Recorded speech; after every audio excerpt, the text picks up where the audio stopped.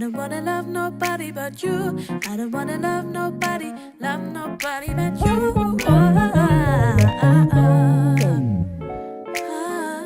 Nobody but you.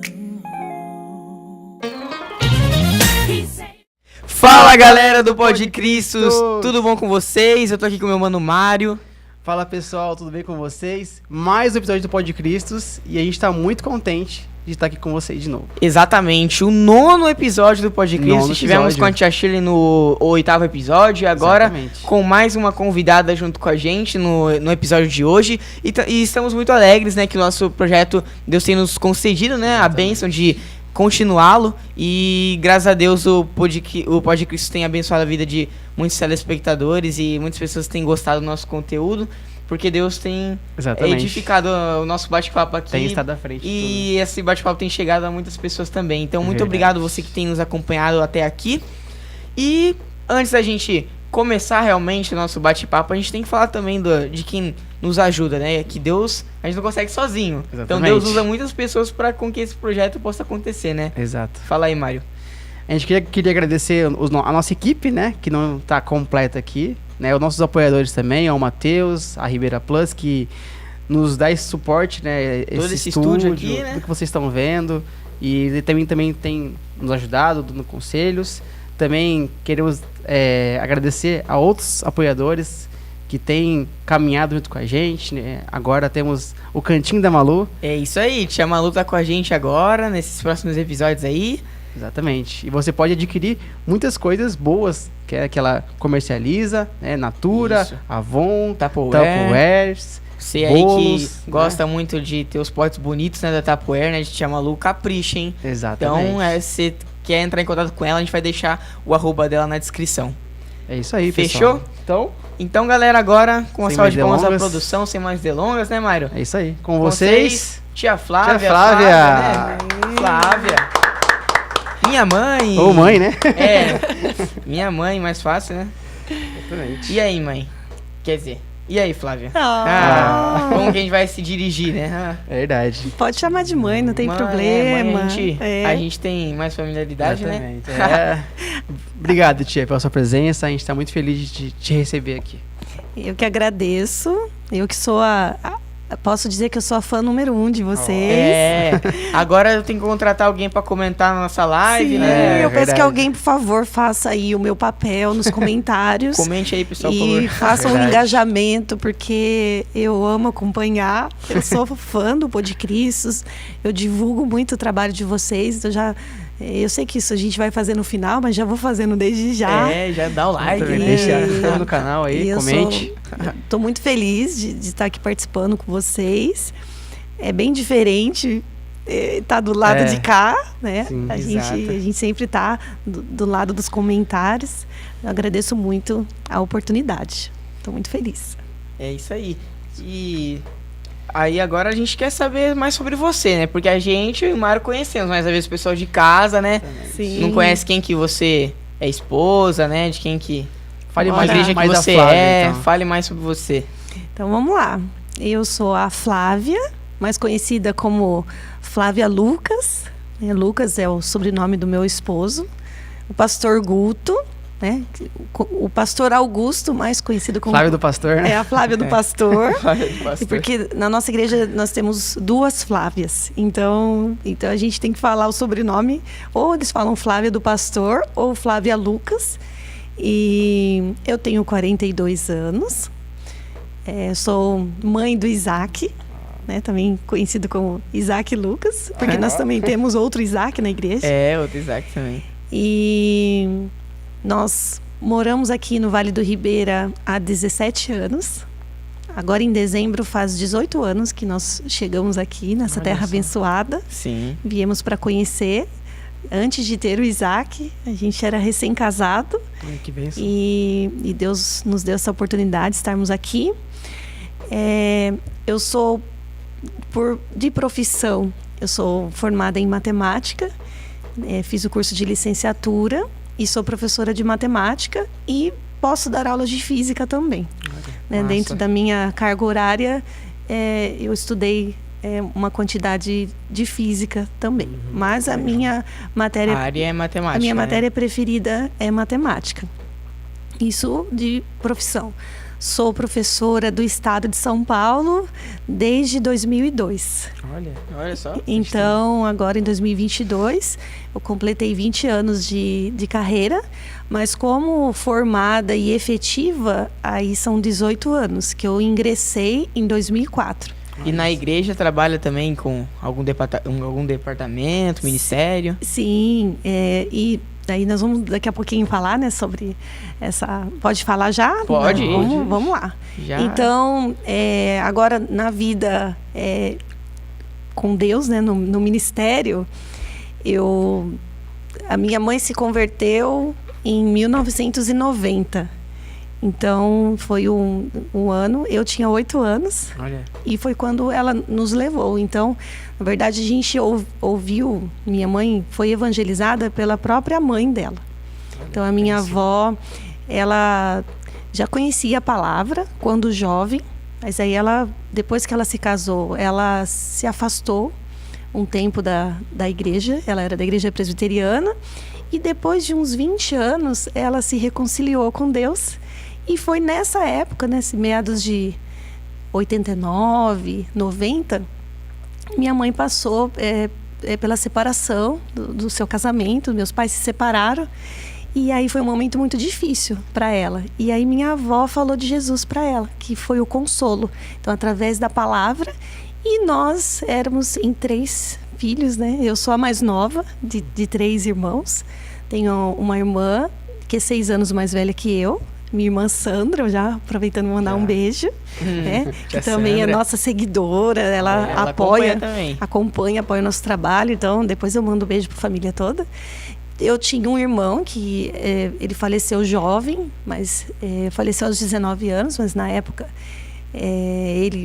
minha irmã com 14, o meu irmão com 10 e eu com 8.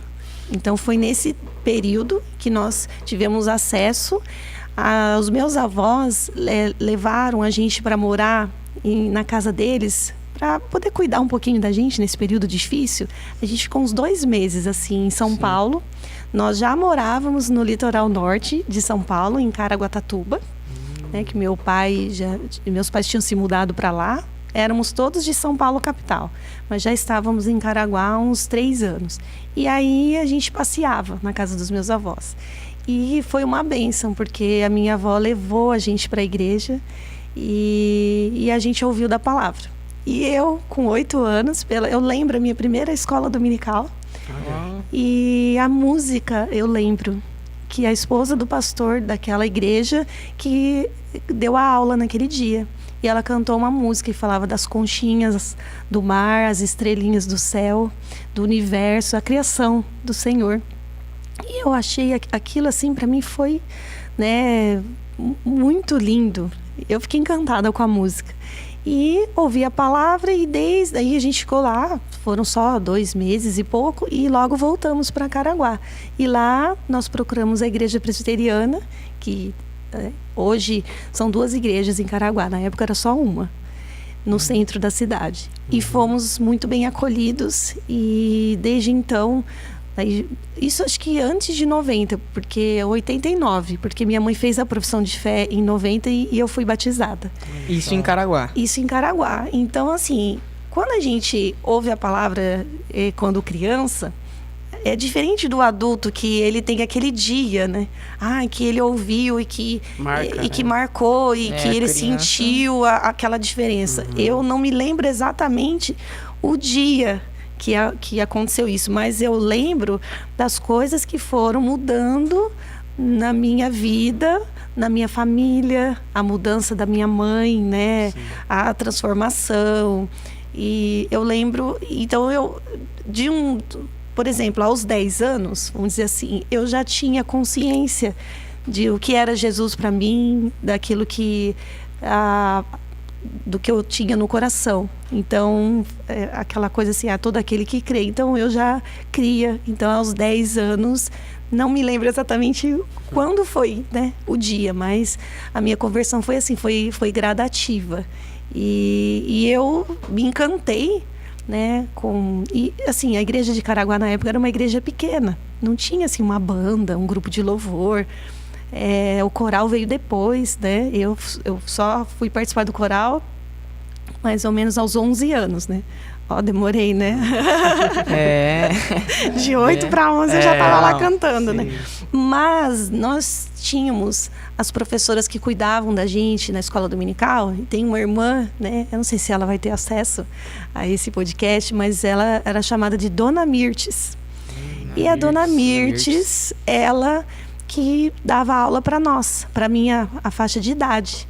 Então, ela foi muito importante no discipulado da minha vida quando criança, porque ela era para mim um referencial. Então, ela contava história, ela tocava um tecladinho, que era um órgão antigo, que só funcionava pedalando. Nossa, eu nem sei. Eu nunca não lembro também. Ela pedalava. Mas o pedal, ele era assim, de bicicleta? Não, né? Um pedalzinho. Ela ficava assim, pedalando para sair o som. Eu vou pesquisar o nome desse instrumento, mas era antigo. A igreja não tinha teclado. Nossa. Era isso que tinha. E ela aprendeu já depois de uma certa idade para poder servir. Não sei se ela acha que ela já estava aposentada, alguma coisa assim. E eu lembro de uma cantata de Natal, a minha primeira. Então, por isso que eu falo que foi gradativo, né? Porque aquilo fazia muito... fazia no meu coração, assim... eu passei a amar a palavra e já a trabalhar. Porque a Dona Mirtes, ela era como se fosse... Ela tinha uma visão dos talentos. Por isso que eu acho muito importante a gente ensinar as crianças e dar tarefas para elas. Porque aí tinha que ter uma apresentação de Natal e alguém tinha que fazer a Maria no teatro. Uhum. E as crianças tudo com vergonha. Aí ela olhou... E eu era nova na igreja, na família que tinha acabado de chegar. Uhum. Ela olhou assim para mim assim... Não tinha quem fizesse a Maria. Você vai fazer a Maria. Eu falei, eu vou. Eita. Isso criança, né? Isso com 9 anos. Nossa. Sem medo, né? Sem medo. E, tipo, pra mim, aquilo... E pra ficar lá na frente. E ela falou, olha, você vai fazer assim, assim, assim. Tá bom. A hora que o anjo chegar... Aí você vai se assustar, né? Aí eles fizeram um pergaminho não e tal. Temas. Que ele chega para dar notícia. Eu, tá bom. Aí arrumaram a roupa para mim e tudo. Porque, assim, a minha família era uma família carente. Então, nós chegamos, a igreja nos acolheu em todos os sentidos. Com palavra, com atenção. Né? Era uma mãe sozinha com 3 filhos. Com cesta básica, com vale transporte. Porque a gente morava longe. Então, para a gente chegar à igreja, a gente não tinha dinheiro para pagar o ônibus todo domingo. Uhum. E tinha culto de terça, quarta e domingo. Então, hoje tem perto lá, né? Hoje tem, no bairro que a gente mora, que foi plantado anos depois. Mas na época era só no centro. Então, o diácono, na época, era um carnezinho, não era cartão. Então, ele dava um carnezinho do Vale Transporte pra gente. E minha mãe ia com as 3 crianças. A gente não perdia nenhuma programação. Que bom. E aí a Dona Mirtes viu isso em mim. Ela viu que eu fiz o teatro, então você vai fazer o solo. Vem aqui, você vai cantar assim. Cantou a música, a Maria tinha um solo. Nossa. Era uma cantata infantil. E eu cantei o solo da Maria. As outras crianças que já eram da igreja ficaram até meio assim, sabe? Que essa menina já chegou fazendo Maria, que quem fazia Maria geralmente era a filha do pastor, né? As meninas, né? Sim. E eu, tipo, né, recém-chegada, mas aprendi muito. E assim, então o meu começo, assim, a minha conversão, e desde então, tudo que eu via na igreja, aí a Dona Mirtes percebeu que eu tinha, que eu não tinha medo de falar em público. Aí ela dava poesia para eu falar, eu decorava e declamava, dava versículos para eu ler. E quando eu fui crescendo, ela fazia teatros com passagens bíblicas. Ela pegava hinos do Inário e fazia paródia. Estava contando outro dia isso para o Isaac.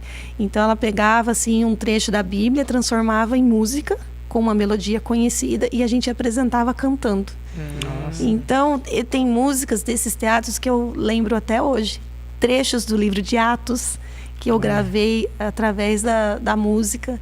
Então isso foi muito importante. Então quando eu me percebi depois dos Aí quando eles organizaram a UCP, aí eu me elegeram presidente. Então eu fui presidente da UCP. Aí eu só não tive na minha vida a oportunidade de participar da UPA. Então isso é uma coisa que ficou um buraco assim na minha história, porque na minha vez, quando eu fiz 12, os adolescentes da igreja saíram. Só sobrou eu e minha amiga. Aí você foi já pro MP. Aí nós ficamos um tempo sem sociedade, porque 12 anos era muito cedo para o MP, mas logo aos 13, 14 a gente começou a andar com os jovens, porque não tinha UPA. E quando teve UPA, eu já não tinha idade mais para estar na UPA. Então eu fiquei já estava na UMP.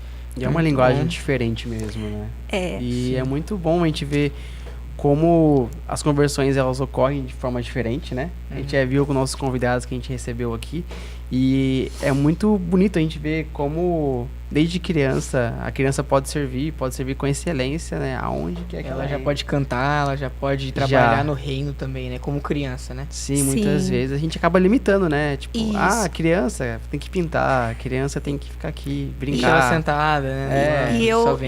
E eu vejo assim, uma coisa muito de Deus, porque na minha casa ninguém era músico, ninguém tocava. A gente gostava de música. Minha mãe sempre fez serviço na casa cantando, cantarolando. Isso ela tinha. Então, minha mãe me influenciou dessa forma. Mas ninguém tinha nenhuma formação, assim, de instrumento. Eu fui a primeira. Então, eu falo assim que foi um presente de Deus. E também de gostar de cantar. Uma coisa também que Deus foi...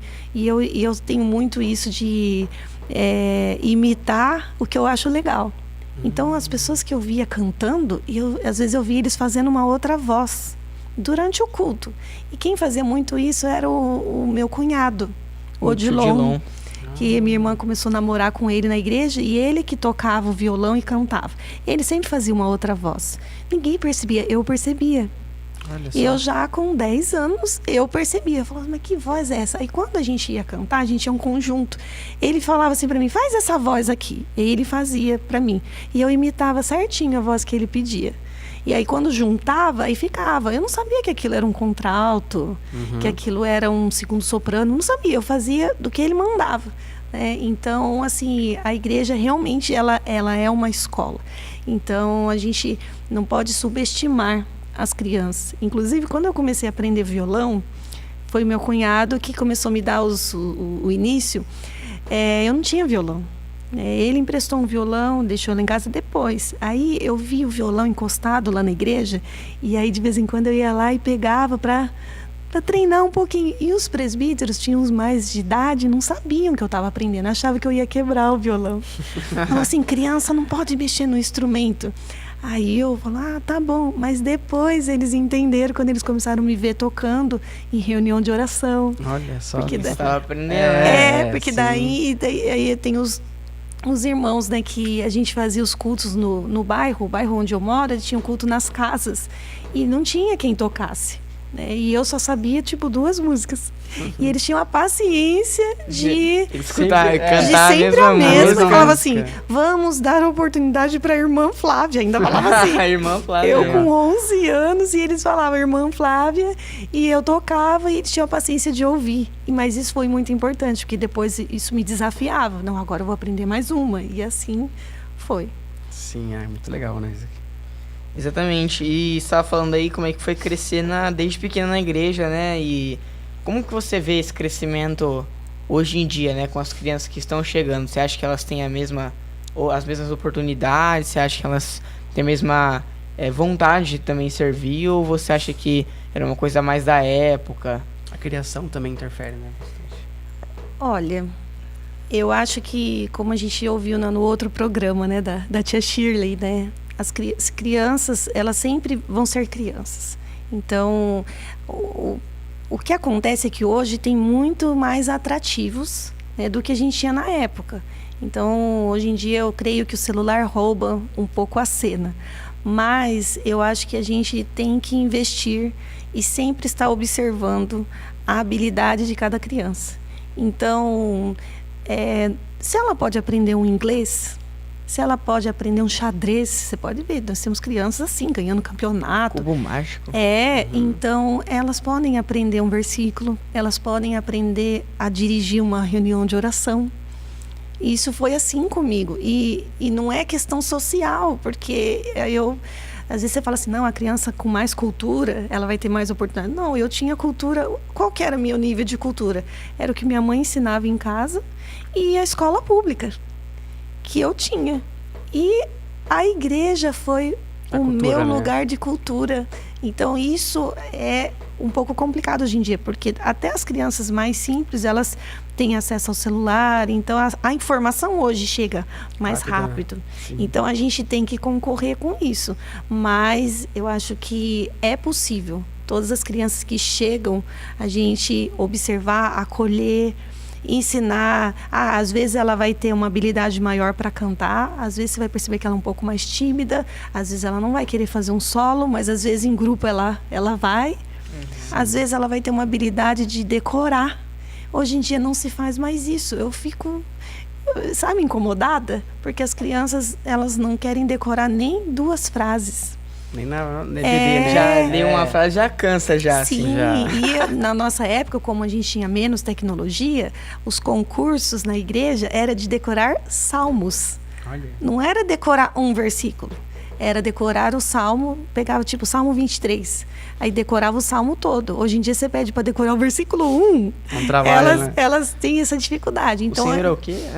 Então eu vejo isso.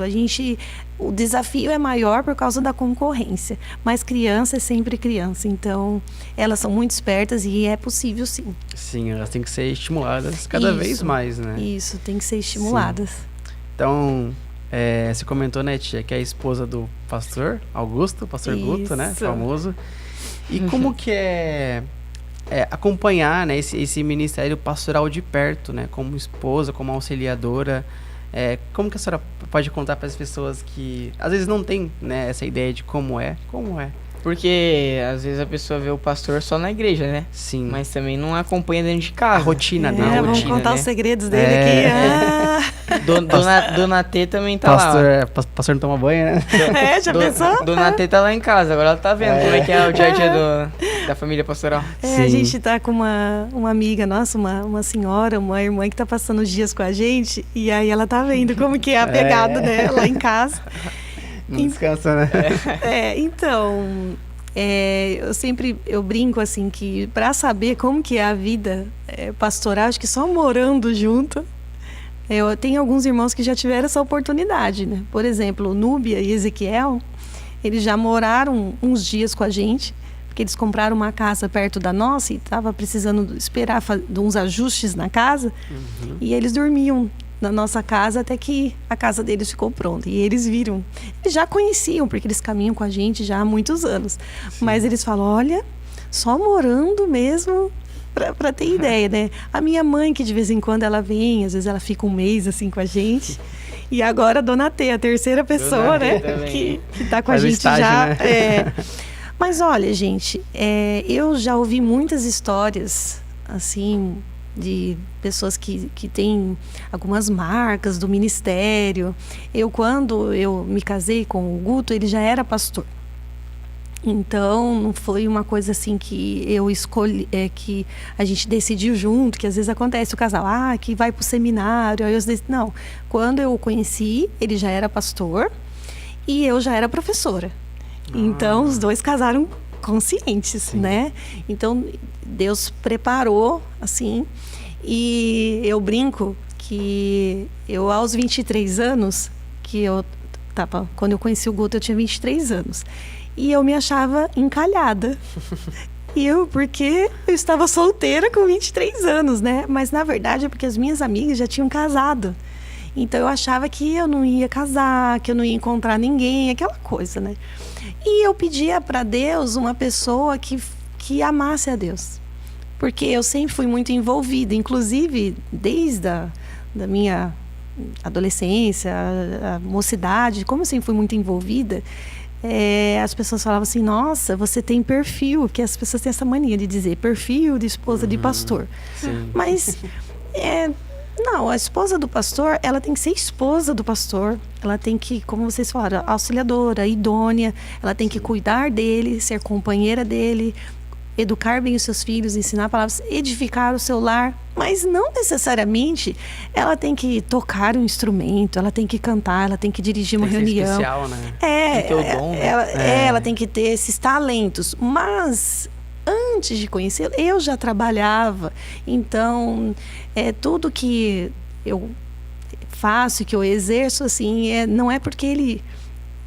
Por ele ser o pastor, né? Mas isso para Deus, né? Para Deus. Porque às vezes, aquela coisa lá, mulher de pastor tem que ser do ministério infantil. Às tem vezes, gente... não. Aí tem mulher de pastor, às vezes, que se cobra por não ter esse dom, né? Eu acho assim, que a esposa do pastor tem, assim, uma certa... Aumenta um pouco a demanda, porque a gente acaba sendo um pouco espelho. Compromisso, né? É porque eu acho também que o tempo integral na vida com Deus, acho que você acaba aprendendo coisa nova e depois você tem mais vontade de fazer. Então, eu como filho de pastor também acho isso, tá lá. Aí você vê algum instrumento sendo tocado, aí você já tem vontade de tocar também. Ou você vê seu pai ou sua mãe fazendo alguma coisa, você tem vontade de fazer também. Então, acho que tanto tempo na caminhada, isso interfere, né? Sim, é que assim, a nossa família é uma família muito musical. E quando eu conheci o Guto, ele já gostava. Uma das coisas que me chamou a atenção, né? Porque quando você vai escolher alguém para você casar, você tem que ver algumas características que têm a ver com você. Por mais que a gente seja diferente, mas os gostos, vamos dizer, quando a gente se conheceu através do Orkut. Né? Não sei se vocês sabem. Instagram? Porque eu já conhecia a irmã do Guto, que ela também mora em Caraguatatuba, e ela frequentava a minha igreja. E ela que me adicionou no Orkut dela, já pensando, se o meu irmão visse a Flávia. E deu certo. Ela que foi o cupido, né? Ela que foi. E ela que meio que nos apresentou. Essa história aí vai longe, hein? Mas eu não deixo pro próximo podcast. Calma. Mas só pra vocês entenderem o contexto. Então, quando no Orkut tinha as comunidades. E daí você olhava, vamos ver do que a pessoa gosta. Aí ele já estava na comunidade de música, comunidade não sei do que. Então, que a gente teve assunto para primeiro ser amigo e depois a gente se conheceu e ele me pediu... Pô, tive. Teve Orkut? Você teve? Eu tinha lá as comunidades... Eu odeio segunda-feira, eu amo chocolate. Tem isso? Tinha. Odeio segunda-feira. Era o Garfield, assim. Hashtag. Eu toco violão. Tinha. Essas comunidades. Legal. E aí, ele já gostava de música. Então, a nossa família é muito musical. Então, o Isaac acabou sendo influenciado. Mas isso não precisa ser regra para a esposa do pastor. Agora, em especial, a nossa família, né, acompanhar o pastor Guto é um desafio. Porque ele é um pastor, não é por ser meu esposo, mas ele é um pastor diferenciado. Ele sonha, ele tem uma visão assim do reino. Então, uma das coisas assim que marcou assim a nossa igreja, né, por exemplo, a plantação do trabalho no Agrochá. Sim. Foi algo que Deus colocou no coração dele, porque ele falou assim, que uma igreja que não planta a outra, você não está dando fruto. Então, foi assim que ele começou a sonhar, e aí alguns irmãos ganharam a casinha lá no Agrochá, e ele falou assim, então nós precisamos levar a palavra lá e plantar uma igreja lá. Então, ele é desse jeito. Não só na igreja, então em casa. Então ele sempre tá se reciclando. Então, tipo, quebrou a máquina de lavar. Aí ele contou essa história, né? E aí ele falou assim, mas eu vou... Pagar alguém, né? Aí foi ver o preço, né? É caro, né? Pra você fazer, principalmente parte mecânica da máquina. Ele falou assim, não, eu vou estudar. Então ele é muito assim, ele é muito curioso, muito de estudar. Ele só não gosta muito de matemática. Que é a minha área. Esse aí é fácil, né? Esse aí não é muito... Mas, então, assim, é um desafio, mas é um desafio que eu gosto, porque eu gosto de desafios. Eu sou muito competitiva, então caminhar com ele, então me motiva. Às vezes eu tenho que dar uma desacelerada nele. Calma, senão para um pouco. Então esse é o desafio, em especial na nossa casa, de conviver com ele. Mas eu não tenho assim nenhuma história que eu possa falar assim, marcas do ministério, coisas que eu carrego, que eu já escutei de outras pessoas, de falar assim, que vida pastoral, esposa de pastor sofre muito. Eu já ouvi isso, sabe? No começo do nosso casamento, uma esposa de um pastor, ela falou assim para mim, olha, você está preparada para sofrer? Aí, que amiga, né? Aí eu fiquei assim, né? Novinha, recém-chegada, tava 6 meses casada, né? E, abre um parênteses, a gente estava casado à distância.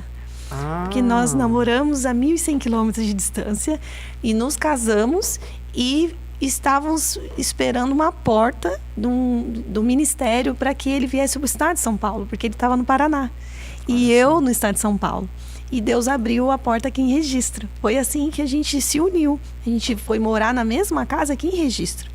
Então, a gente ainda não tinha morado junto ainda e estávamos conhecendo aqui. Aí, você se prepare, porque vida de esposa de pastor é sofrimento.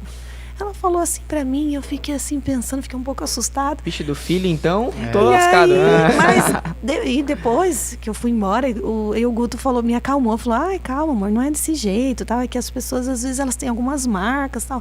Mas olha, gente, colocando na balança, claro, tem desafios, tem dificuldades, tem pessoas mais difíceis, tem pessoas mais fáceis, mas colocando na balança, a gente tem muito mais marcas boas do que marcas ruins. Então, a gente é muito feliz, né, no nosso trabalho. Então, às vezes, a gente tem aquele momento de cansaço, mas é normal.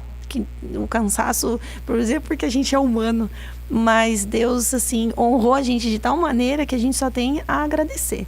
Então, a vida... Então, para quem, por exemplo, alguém aí está namorando um seminarista, tal, e tá com medo, não tenha medo. Porque o trabalho no Senhor, a gente sempre é cuidado. Então, Deus coloca as pessoas para cuidar da gente. A gente tem pessoas aqui no Vale que tem mais intimidade com a gente do que alguns parentes. Olha só. Tem gente que trata o Isaac como sobrinho mesmo. Ele chama verdade. de tio, de tia.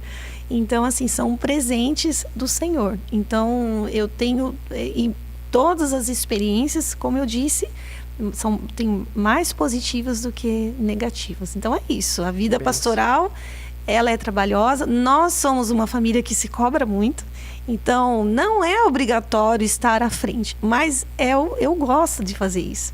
Então, Deus deu para nós habilidades que é para a gente usar. Então, eu penso isso. Não é para você esconder, enterrar o talento. Tem aquela parábola, né? Que a gente pode contextualizar. Então, você não pode enterrar o seu talento. Se Deus te deu o talento de você cantar, você tem que usar para o Senhor. De você dar uma aula, você tem que dar a aula com excelência. Então, às vezes o Isaac é muito crítico, porque eu ensinei ele. Infelizmente, eu sou culpada, né? Às vezes, aí eu vejo, às vezes ele mais crítico do que eu. Eu falo, calma, filho, não é assim. Vamos devagar. Mas ele aprendeu isso comigo. Fazer com zelo, com excelência, porque é para o Senhor. Então, é isso. A gente faz porque a gente gosta. Não é porque a gente é forçado por ser a esposa do pastor. Mas é algo que Deus colocou no nosso coração e a gente quer contribuir. Amém. Que bênção, né? E falando na questão musical, como é que foi você ministrar esse projeto de coral também, na igreja, essa área da música, né? Como regente também, que a gente sabe, né? Que você falou também que você é da área da música. Sim. Então, como que é também esse ministério, né? É desafio, né? Então, bom, vamos deixar claro que eles me chamam de regente, mas na verdade eu não tenho a formação de regente. Eu fico até assim, né? Por Deus, lá, né? Eu fico até constrangida, porque eu tenho, assim, fiz uma iniciação de teoria musical. Então eu sei o básico, eu sei ler uma partitura básica, eu entendo um pouquinho de tempo. Porque eu fiz 6 meses de violão clássico na adolescência, então a gente tinha que estudar a teoria junto. Depois eu fazia lá em Caraguá, aí o professor que dava aula, ele saiu, era um projeto da prefeitura, ele saiu do projeto, eu perdi o professor, né? Aí eu não tive condições de pagar particular, parei, né? Mas me ajudou bastante, né, na teoria. Depois teve uns irmãos na igreja lá de Caraguá que eles fizeram umas aulas para quem queria, para ensinar teoria musical. Aí fazia lá na lousinha, ensinou os tempos. Então isso me ajudou. Isso com quantos anos? Eu devia ter uns 16, 17. Já era mais velhinha. Já tocava, né? Porque eu comecei a tocar violão com 9 anos. Como eu disse para vocês, tudo que eu vi de legal na igreja eu queria imitar. E como meu cunhado começou a namorar com a minha irmã e ele tocava o violão, eu pedi para ele me ensinar algumas notas. Ninguém acreditou em mim. Mas ele falou assim, tá bom. Aí ele ensinou uma cifra lá, o Lá. Que o Lá é bem simples, né? São 3 dedos assim. Tá bom, pode ir lá treinar. E criança, eles, vai ser fogo de palha. Pois eu fui lá e bati naquele Lá. Bati a semana inteira. Aí na outra semana... sonho, né? Aí eu fiz, já tava saindo um pouquinho de som. Aí eles olharam, olha ela... Então agora eu vou ensinar o Ré. Eu sei que em 3 semanas ele me ensinou 3 notas. Lá, Ré e Mi. Aí na outra semana eu falei assim, agora eu quero uma música. E aí ele pegou cânticos assim, curtinhos, cânticos... que a gente tinha um livrinho de cânticos na igreja, né? E me ensinou música de criança, que é fácil, né? São 3 notas. E eu comecei desse jeito. Então a minha história com a música, então começou assim com o violão. Aí eu já comecei a ampliar, aí tudo que ele sabia, ele me passou. Aí quando chegou num ponto, aí chegaram uns irmãos, né, na igreja, chegou o Rogério, né? Rogério. A família do Rogério, da Elenir, e o Rogério tocava violão melhor do que a gente. E aí ele passou pra gente e começou a treinar o nosso... Aí a gente montou um grupo de louvor. E ele colocou, era eu e um outro adolescente, e ele que ensinava. E isso eu aumentei o repertório. Depois eu fiz esses 6 meses que eu te falei de violão clássico, me ajudou bastante na questão do dedilhado. E daí fiz um pouquinho de teoria musical, mas o canto, desde criança, lembra que eu fiz o solo da Maria? Sim. Aí você começou aí o coral. Aí eu comecei a cantar com as crianças, a dona Mirtz ensinava a gente, ela fazia o coralzinho. Depois outras irmãs assumiram, cada ano tinha alguém nomeado, então com as crianças eu já cantava. E com 11 anos, aí a gente montou, teve uns líderes da igreja montaram um conjunto para os adolescentes cantarem nos cultos. Chamado Conjunto Maranata. Esse conjunto existe até hoje. É verdade. Lá em Caraguá, acho que eles fizeram 30 anos de formação. Olha. E aí, no Conjunto Maranata, a gente pegava os CDs, ensaiava e cantava com playback. E eu ouvia as outras vozes e tirava as vozes e a gente cantava assim, com soprano, contralto e fazia assim. Nisso, a gente fez a nossa primeira cantata de Natal, né? Juntou várias músicas de Natal, músicas simples, né? A líder do Conjunto Maranata, na época, era a Elenir, que é a mãe da minha melhor amiga. E a gente fez a nossa primeira apresentação. No ano seguinte, a gente já juntou com outros irmãos, e aí já montou tipo um coral mesmo. E aí tinha uma irmã que era a Anice, que era a regente, e que ela tinha noção de um pouquinho de piano. E aí a gente fez a nossa primeira cantata com um kit de vozes, que é a cantata Rei de Amor. Né? Então, o pessoal mais antigo já deve ter cantado essa cantata. Então, dali, a igreja já tinha tido coral anos anteriores, mas tinha acabado. Dali voltou o coral. Juntou o nosso grupo de adolescentes, mais os adultos, e montou o coral. Não, hoje em dia eles deram uma parada, mas existia até um tempo atrás, chamado Coral Luz do Mundo. E aí, eu com 11 anos já estava no coral.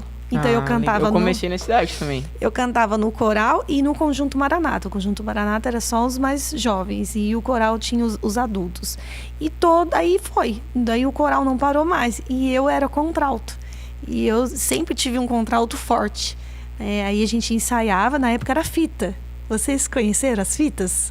Eu já vi. Eu já vi, eu nunca usei, né? Nossa, nunca mas utilizei. da época do CD. Então, CD, eu usava. Então, quem nunca viu, eu peguei fita ainda. Quem nunca viu, pesquise no Google o que é uma fita de música, né? E a gente, cada um gravava a sua fita e treinava em casa. E depois mudou para o CD e hoje em dia é só arquivo, né? Hoje em dia é só no áudio, né? Tinha DVD, né?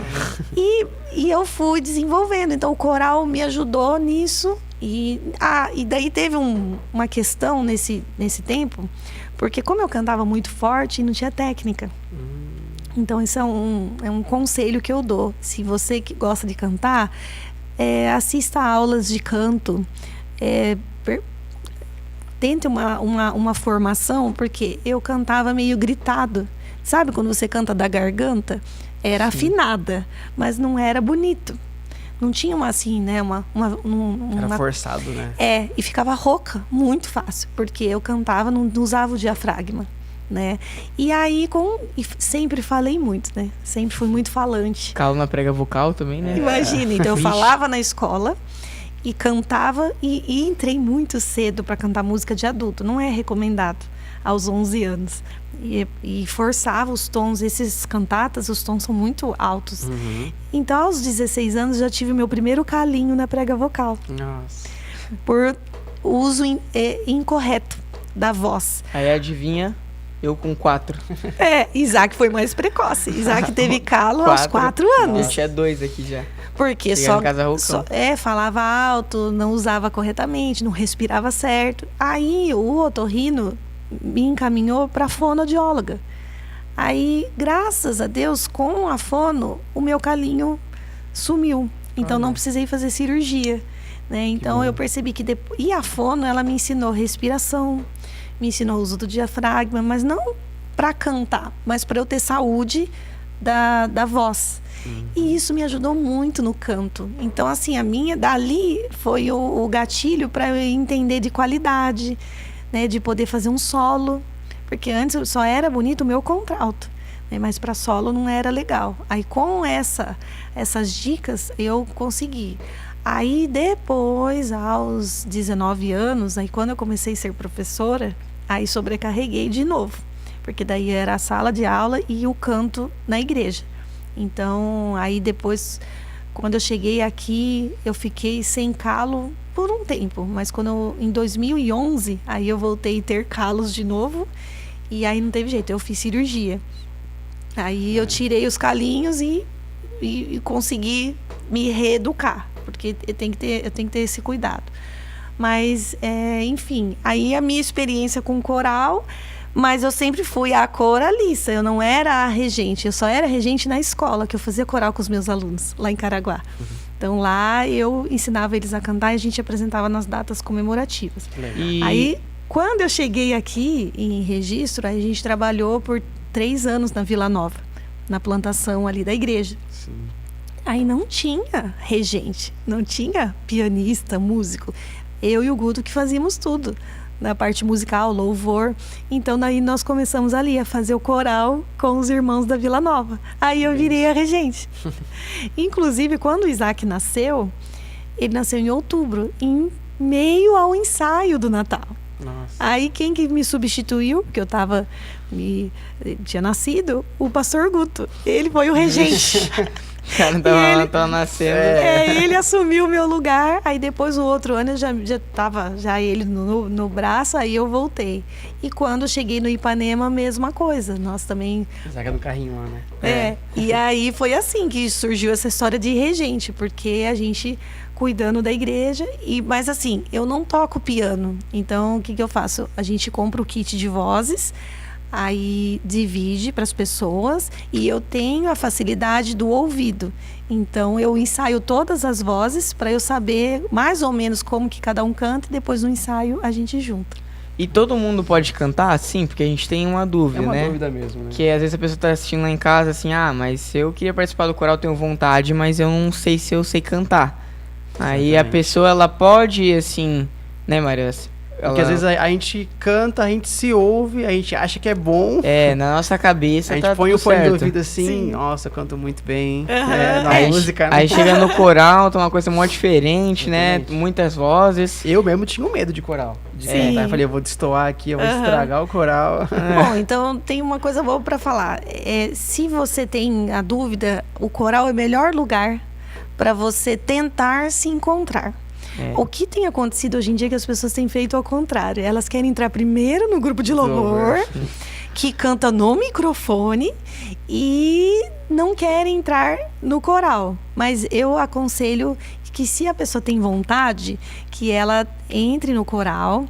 Porque assim, o que acontece? Como você está cantando do lado das pessoas, se você tiver um errinho, porque pode acontecer, você por inexperiência, você desafinar, o grupo vai te ajudar e não vai aparecer tanto o que você está desafinando. Sim. Mas todo mundo pode cantar. Vocês perguntaram, todo mundo pode cantar? Sim, mas nem sempre a pessoa ela vai se encontrar ali. Algumas pessoas teria que fazer uma aula de canto, porque aí é possível, não é garantido, mas é possível o desafinado aprender.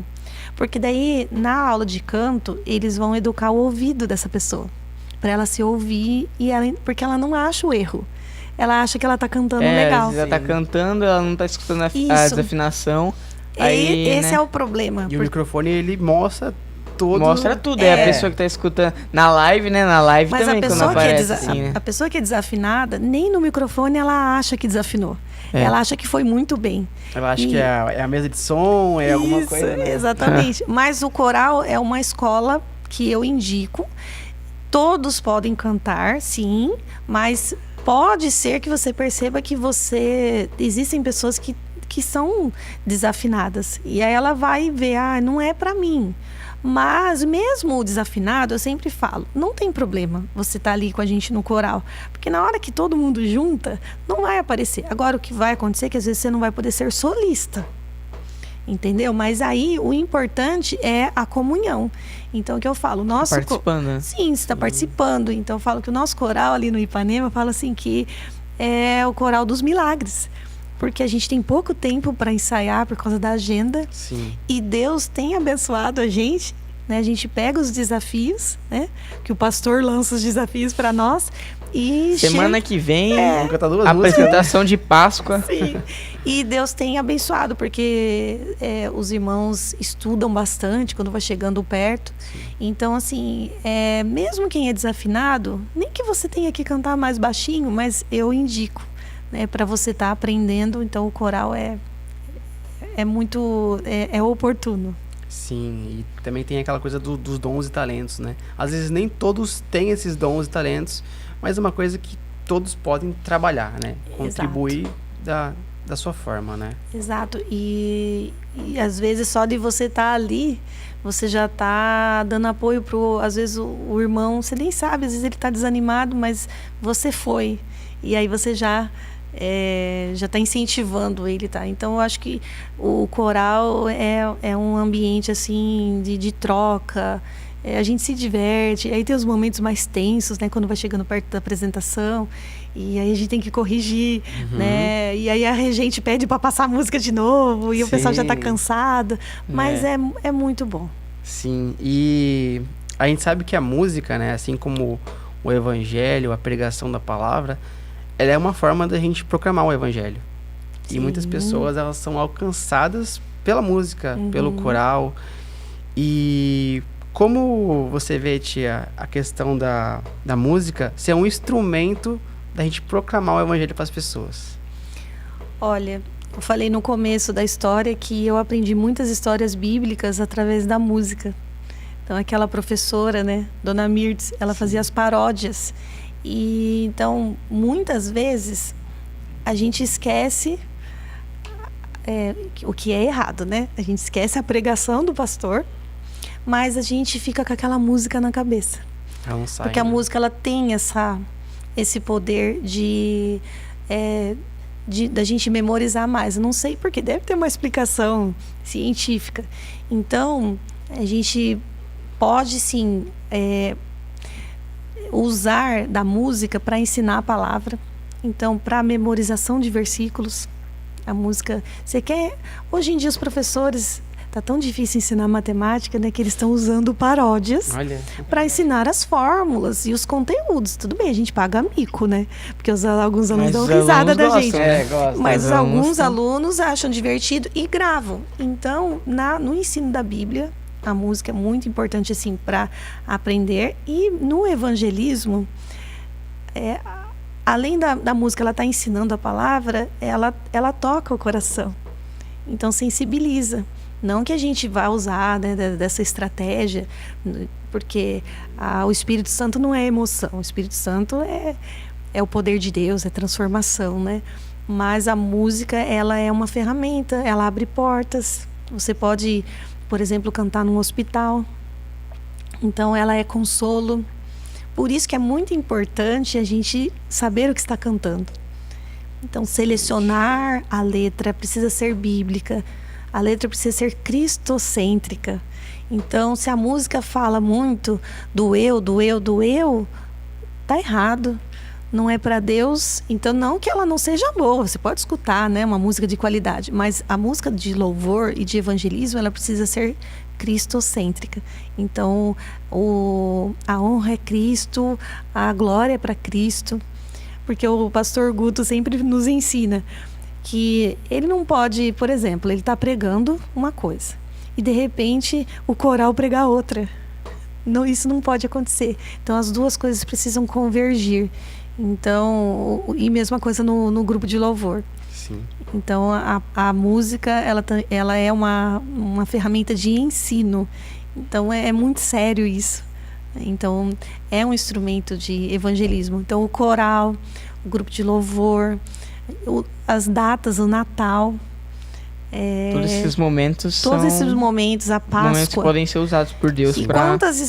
Quantas histórias de pessoas que foram assistir uma cantata e ouviram o evangelho através da música. Verdade. Então, assim, eu falo por mim que uma das coisas que quando criança, que me chamou a atenção na igreja foi as músicas das crianças. Na cantata, realmente. Isso. A gente vê muitas famílias, né, são alcançadas. E eu esqueci de falar, mas essa cantata que eu fiz o solo da Maria, depois, não sei se foi 1 ou 2 anos depois, eu pedi para a professora, para a dona Mirtz, as letras, e eu aprendi no violão e eu apresentei na minha escola. Olha, é uma oportunidade também de aprender na igreja para levar para a escola, quando eu estava na evangelizar. Eu estava na 4ª série, que hoje em dia chama de 5º ano, né? Na época era a 4ª série. A minha professora sabia que eu já estava tocando violão. Ela falou assim, você não quer apresentar umas músicas de Natal? Aí eu falei, quero, mas tem que ser as da minha igreja. E ela deixou. É que ela era católica e a música era cristã. E eu ensaiei 2 amigas e a professora ensaiou o teatro. E foi cristão mesmo, todo bíblico. E nós apresentamos para a escola toda.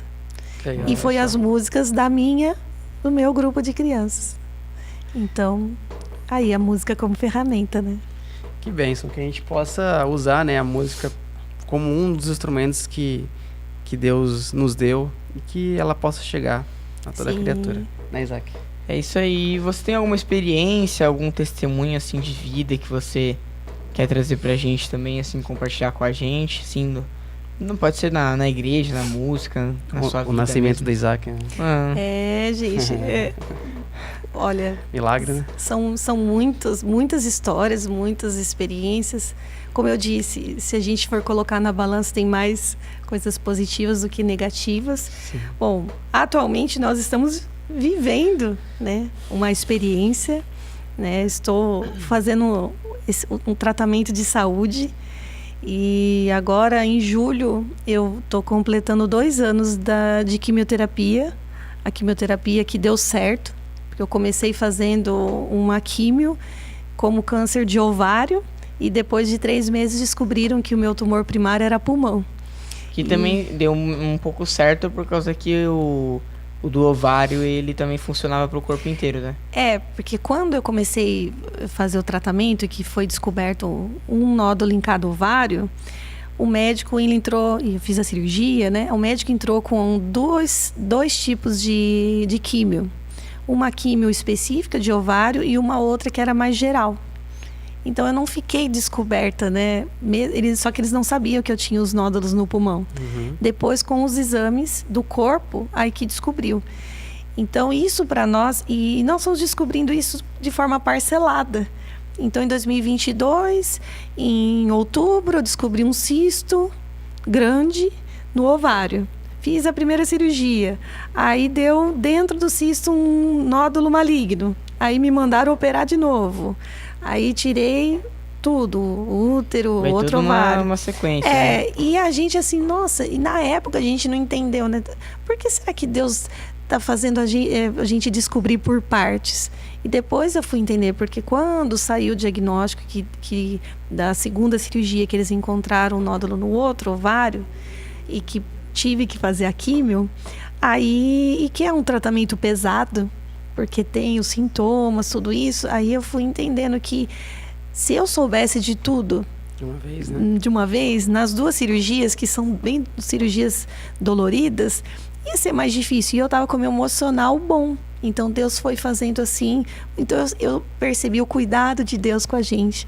Porque cada notícia a gente ficava sem chão. Nossa. E a experiência que o nosso aprendizado, a gente vê como que o corpo de Cristo é importante. As pessoas, a gente divulgou, porque eu não tenho, tem gente que tem esse negócio, quando descobre o câncer, esconde, tem medo, vergonha, eu não. Desde o início, a gente abriu e os irmãos começaram a orar e começaram a espalhar o pedido de oração. Eu sei que o meu nome, ele está em tanta igreja.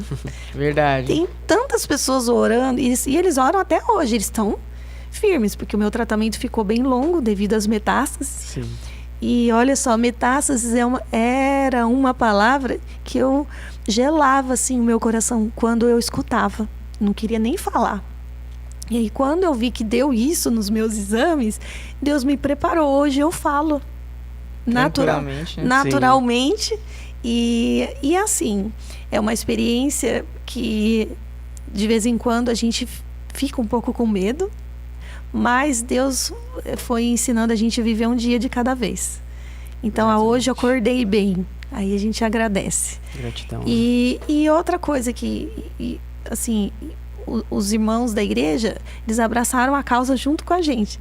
Eu brinco, né, que todo mundo tá em quimioterapia. Tá todo mundo, porque as pessoas estão assim... E aí, você melhorou dos sintomas? Como que você tá? Então, todo mundo junto. E a gente foi aprendendo. A ver o cuidado de Deus no tratamento e enfim. Então essa é uma experiência que a gente não imaginava passar, estamos passando.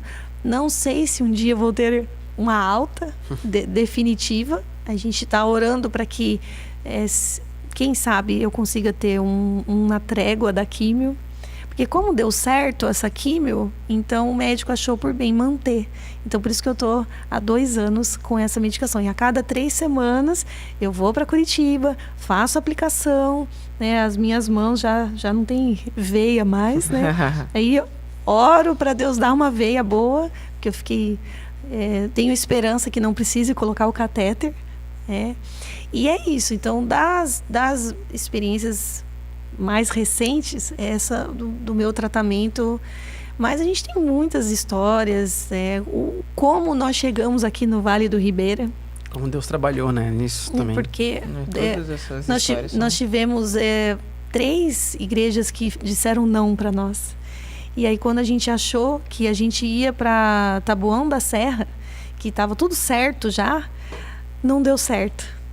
Porque como o Guto era do Paraná, aí não deu tempo de transferência de presbitério. Nossa. E aí ele não foi recebido no presbitério, que era o presbitério de Pinheiros.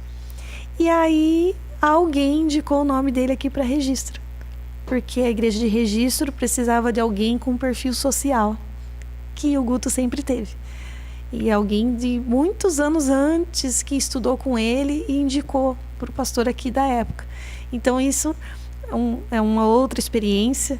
E a minha vaga também, que eu já era efetiva e era importante, né? Até hoje, né? Mas na época o meu salário ajudava.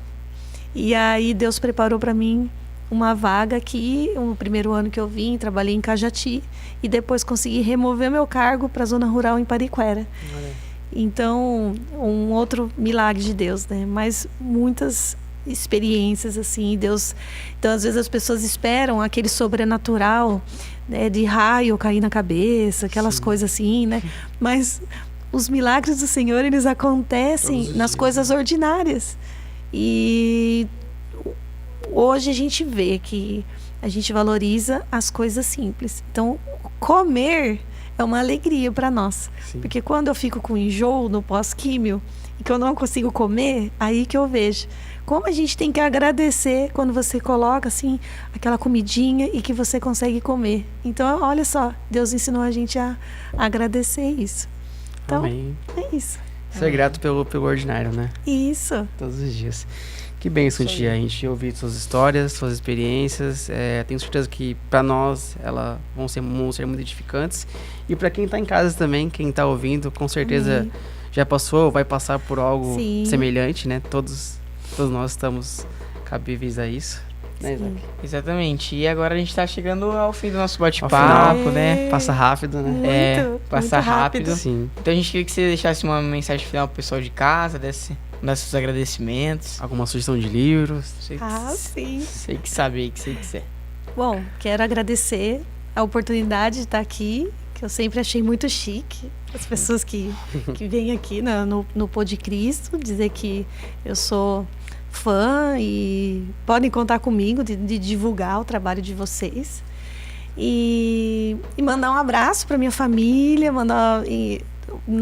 eu sei que isso pode parecer brega, mas um abraço para minha mãe, para minha irmã Sandra, para minha sobrinha Sandy, o Pietro. Então eu sei que são pessoas que apoiam, né, o nosso trabalho. A gente tá separado, mas no coração a gente está junto. E é isso. E como vocês falaram, se as pessoas que estão enfrentando, né, os momentos difíceis, dizer que a gente tem a gente tem que pensar assim, que a gente só tem uma opção. A opção é enfrentar.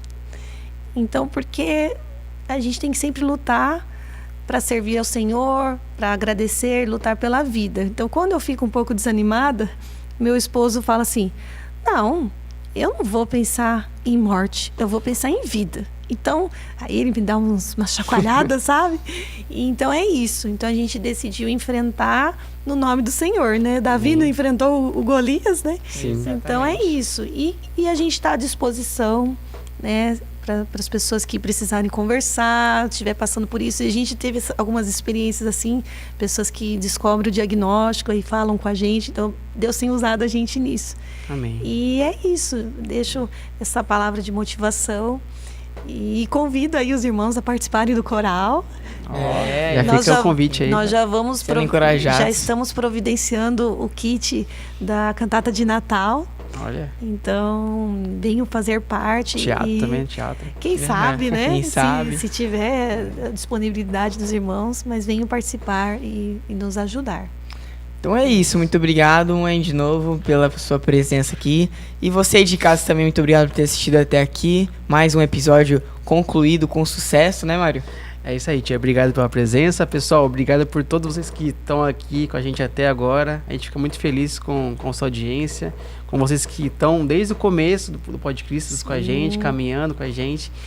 E então deixe seu like, se inscreva no canal, né? Siga também no Instagram, né, Isaac? Exatamente, segue a gente no Instagram e também compartilha, né, com seus amigos, com a sua igreja, com a sua família. E agora a gente queria também deixar uma lembrancinha aqui pra minha mãe, né? Opa! Humilde lembrancinha. Que chique, hein?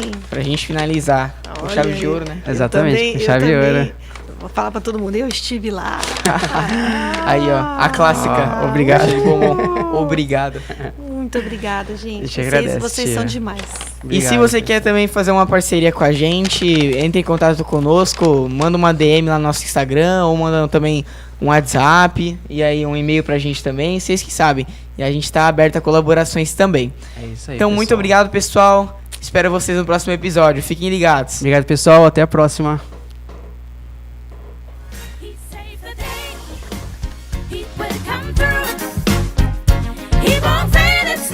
Superheroes do.